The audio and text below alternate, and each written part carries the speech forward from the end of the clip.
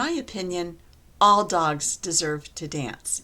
And that includes the disabled dogs, the senior dogs, those that are deaf or blind. You know, we all have our challenges.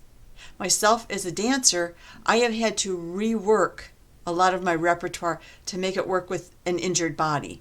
That's exactly what we're doing for these senior dogs.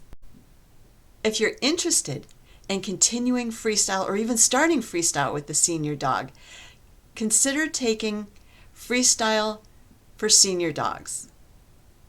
It'll teach you how to select music that's appropriate for them, that will make them shine. How to choreograph in a safe way so that they can once again perform the moves that they loved when they were younger, but in a more safe way. Also, I'll be teaching you how to present your dog to really make them the star.